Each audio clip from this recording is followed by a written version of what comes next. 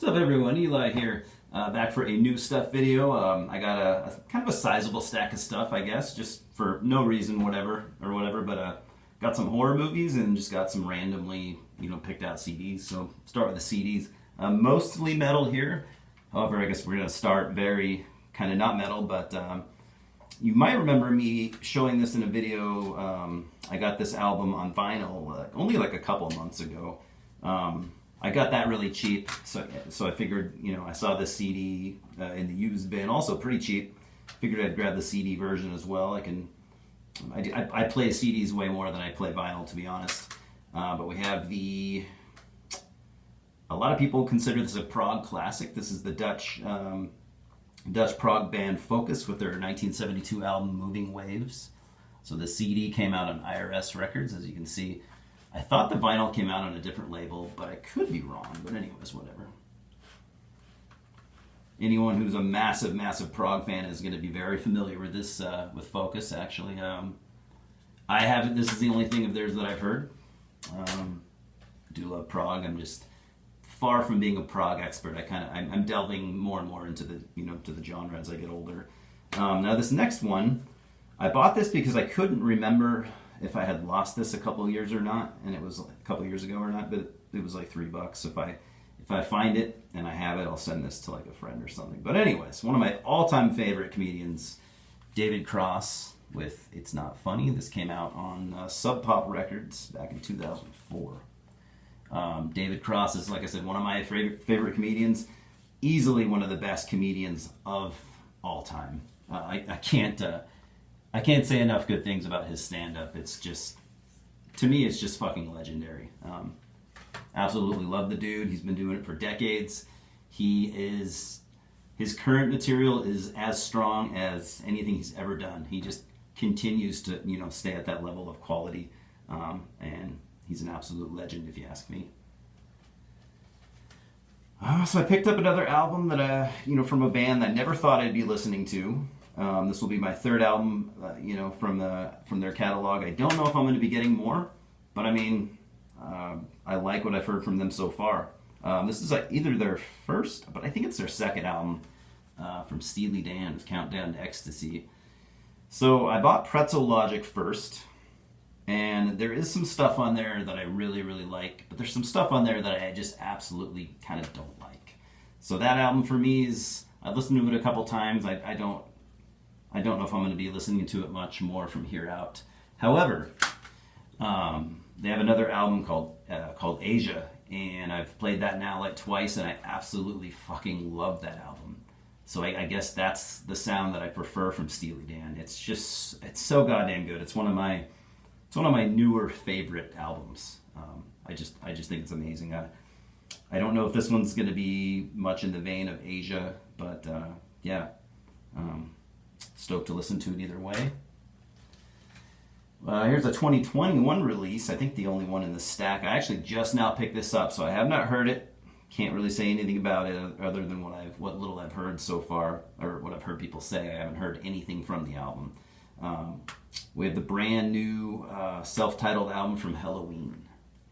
I like Helloween. I'm not a massive, massive fan. I do have some of their stuff in my collection. Always liked them. I'm just hearing a lot of good things about this album in general. The album art kicks ass. I thought I'd pick it up. So what they've kind of done on this album, which I'm assuming is only for the album and not the permanent lineup, but they've brought back Kai Hansen and Michael Kiske, who are former Helloween members. Like I said, I assume it's just for this album, like kind of a reunion. I don't know if it's, I wouldn't think that'd be permanent, but I don't know. You guys might know. So Michael Kiske was, the singer that is, most Helloween diehard fans say he is absolutely the best singer they ever had. And he is on, most of their classic shit. Kai Hansen, obviously he left decades ago to form Gamma Ray, so he's on this album as well. And I just thought that was a really cool idea. So there's 3 singers on this. And like I said, I've just heard really good things, so yeah, stoked to give that a listen. I finally got around to buying some stuff from this band. This is their second album. I think it came out last year. I don't know. I want to say last year, but yeah, Ab Homine.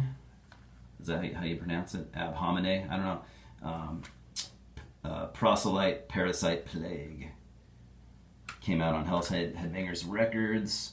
I really wanted to get their first album, but I just kind of didn't get around to getting it. When I heard that Pete Helmkamp from Angel Corpse, this is one of his bands, when I heard that he added Kaz Grant of Crucifier and Grand Belial's Key, I absolutely had to have this album because I'm a big Kaz Grant fan. Can't wait to hear this. There's no way it's not fucking good.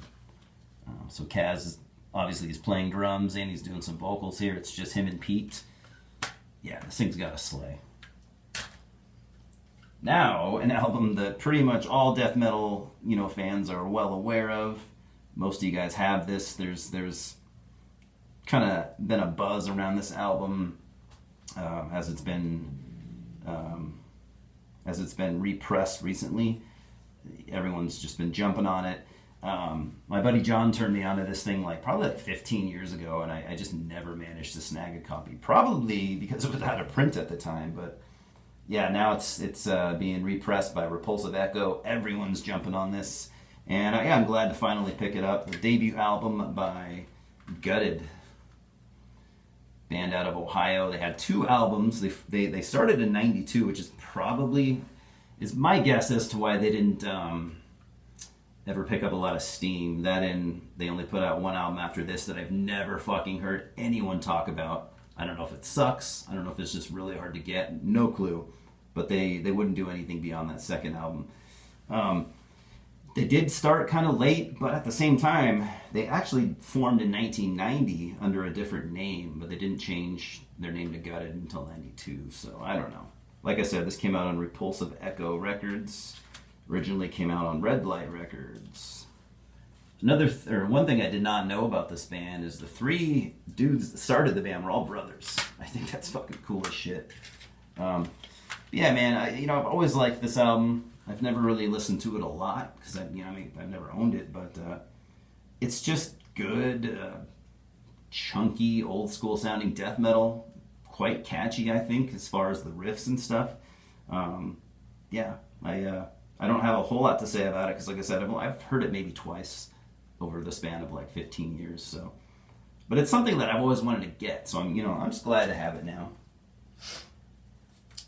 So these next 3 I actually purchased from Ars Magna, their Bandcamp, or not Bandcamp, their fucking Discog store. So Ars Magna Recordings used to be a record label out of, was it Ohio? I can't remember. They used to be a record label, a pretty cool one. They actually folded a couple years ago or something. I can't remember when they stopped being a label, but now they just are selling a bunch of stuff on Discogs. I'm assuming they're just still probably sitting on all the stock that they had as a label in distro, probably stuff they got in trades and all that. But they have a lot of shit and a lot of really good stuff from the $2 to $6 range. I think these next 3 CDs I paid for, from $2 to $5 a piece. This is an album that I wanted this for a long time. I've always liked it. I have one thing from this band, but Funereal Moon we're talking about. Black metal, kind of ambient black metal out of Mexico. I think it's always been or at least back then it was either 1 or 2 dudes, I think. So this is basically a compilation of two demos, or an EP and a demo, something like that. So you got the Satan's Beauty, Obscenity, which was recorded in 2007. You got the Grim Evil, which was recorded back in '96. So yeah, like I said, this is basically a compilation of those 2 things. And they're still active and still putting out stuff frequently. They're more, if you ask me, they're more of a black death metal band nowadays. But back then, they were just pure black metal with a lot of evil ambient stuff going on. Very unique sound, I think. As far as the ambient side of things, it's just a lot of evil sounding screams, kind of Abruptum-esque. Had to have been, influenced by Abruptum, I would say. But I've always kind of had a soft spot for this band for some reason or another. I'm glad to finally own that. This next one is a two-piece band. I think they're still active out of Finland. We got Azrael Rising. Now, this is came out on Primitive Reaction, by the way, Finnish black metal, I think, label as far as I've seen. This band got onto my radar because one of the main dude in this band is he was one of the original guys from Reverend Bizarre, which were a really cool doom band. They were active for a good number of years. They put out a bunch of really fucking good albums. But one thing I always liked about them is they were not afraid to do like black metal covers. Like they have an EP, I think it was, or a split where they did a fucking Beharit cover, and it did it really, really well. So yeah, that dude, I think it's the vocalist. Yeah, he's always been into black metal and stuff too, which I always thought was badass. So this is one of his bands. I haven't heard a lot of this. I've heard this, and by the way, I can't remember if this is an EP or not, but yeah, it's just very primitive, raw black metal. I remember liking it, but I mean, it's been years since I've heard it, and I've always wanted to pick something up, so I'm glad to finally have done that. And this next one that I got, next and last thing I got from Ars Magna was, I want to say this was the second Typhus album. You might remember Typhus, they were a black metal band of the US. I don't think they're active anymore. I could be wrong. I don't know. Anyway, this came out on Dark Horizon Records and Pestilence Records. Like I said, black metal out of the US. Just playing very traditional black metal, kind of in maybe the second wave Norwegian style, I guess you could say. Pretty straightforward. You might remember them as being the band that had a song called, it was from their first album, called Typhus Shits in the Mouth of God. And I was, sorry guys, but I always thought that was kind of funny. Either way. Very, the lyrics are always very blasphemous in the vein of like Profanatica. But I always thought they were a pretty good band.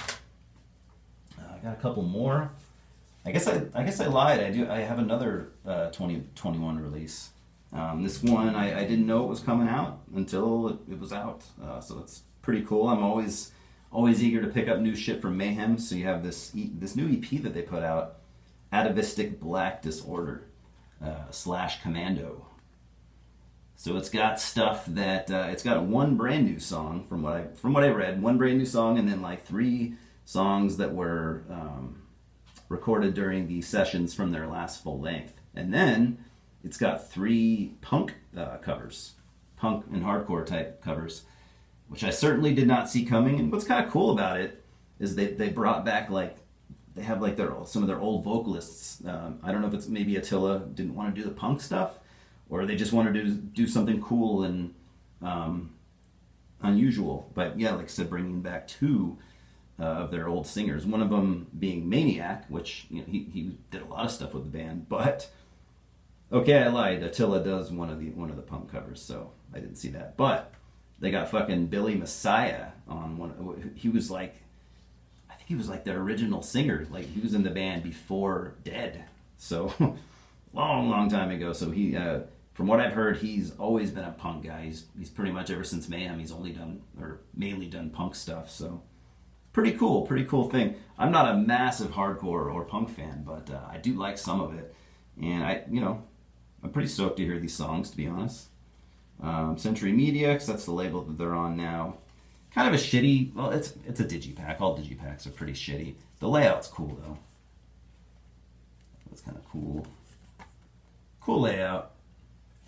Yeah, I have not heard the whole EP, but I have heard the new song on here. It's fucking killer.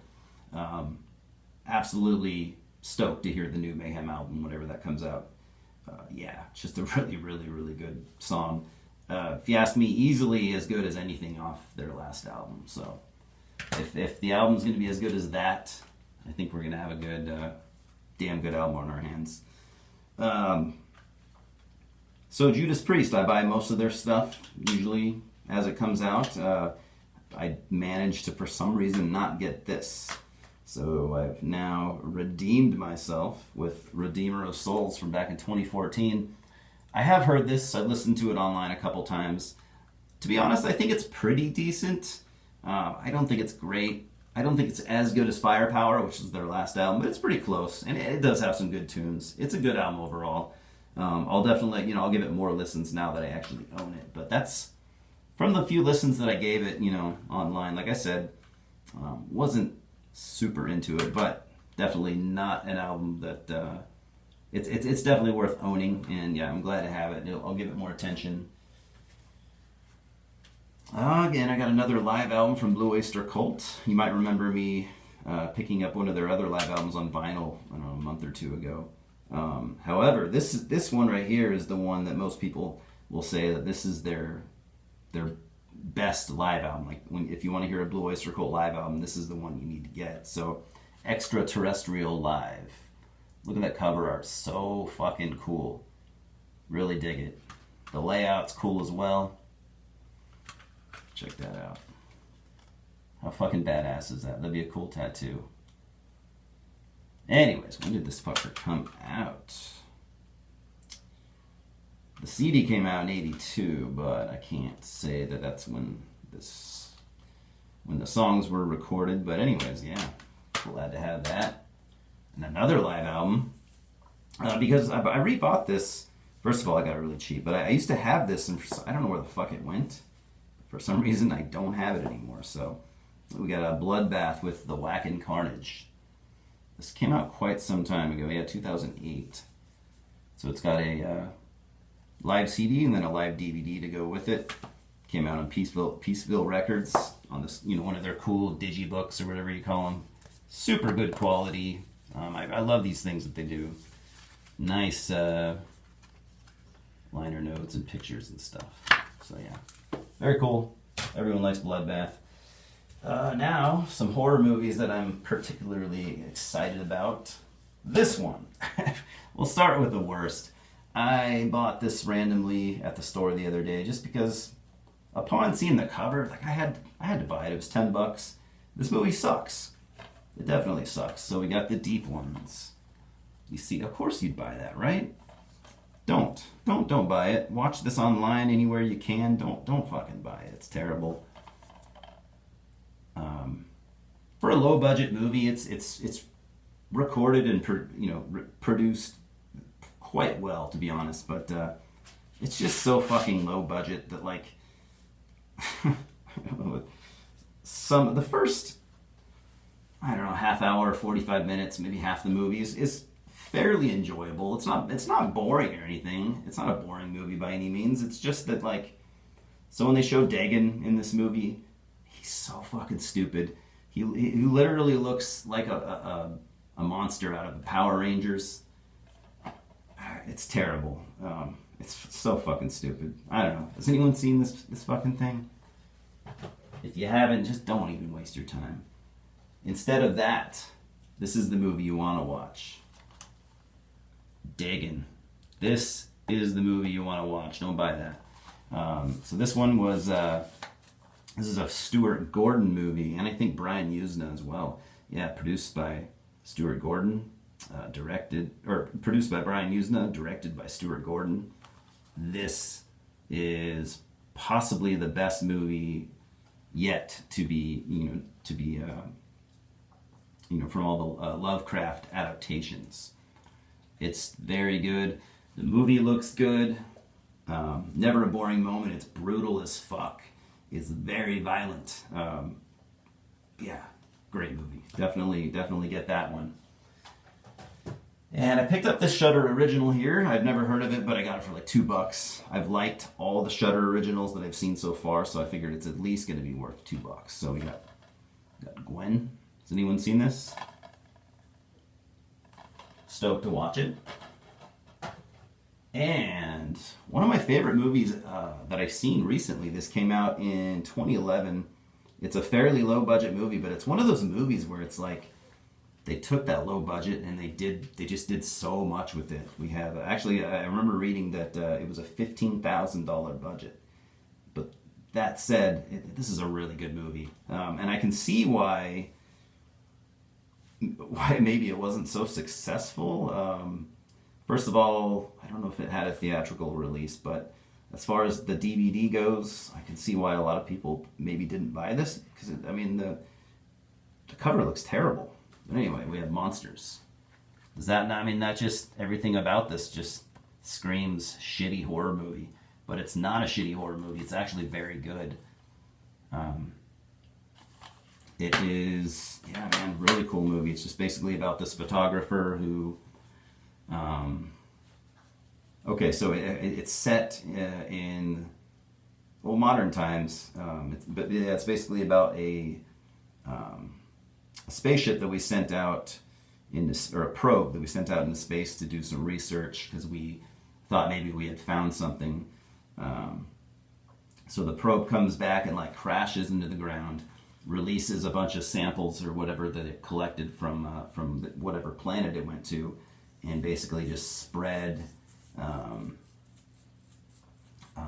like, you know, alien bacteria all over the place. So like half of Mexico and even part of the U.S. is an infected zone. And I don't want to give anything away, but then it's basically about this photographer who's hired to bring, I think it's like his boss's daughter home. She's like stuck in Mexico, so he's basically hired to bring her home safely. And the chemistry between these two actors is very, very good. I'm not familiar with either of them, but they do a bang up job. They make the movie what it is. You got the main dude in this movie. His name is Scoot McNairy. He kind of reminds me of like a young David Duchovny. And then the other main actor, Whitney Abel, who she kind of reminds me of like a kind of like Kirsten Dunst a little bit.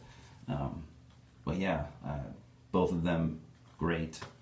Definitely watch this movie. Last but not least, new toy that I picked up. I've been buying these NECA Terrors because they're just really fucking cool, and you know they're pretty inexpensive. How could I not buy Reagan from my all-time favorite horror movie, The Exorcist? I like how she's got a switchable head, so you can put that with the vomit, and it's so cool. Even the back thing that you're supposed to cut out is cool as well. Hell yeah. So, that's all I got, guys. Still have a few things coming in the mail, but my next video is probably going to be getting back to my CD collection. I already have 10 CDs lined up, actually, to show you guys. All metal, actually. It's going to be an all metal video. So, anyways, thanks for stopping by. Thanks for watching. If you made it to the end, you deserve some kind of an award. Louis says hello. He's down there taking a nap. And cheers, guys. Talk soon.